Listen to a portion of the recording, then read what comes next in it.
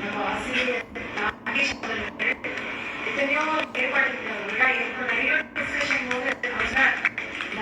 அவருக்கு கூப்பிட்டு அவருக்கு சன்மானம் சொல்ல அவர் எவ்வளவு ஆசைப்பட்டேன்னா நம்ம அம்மா அவரோட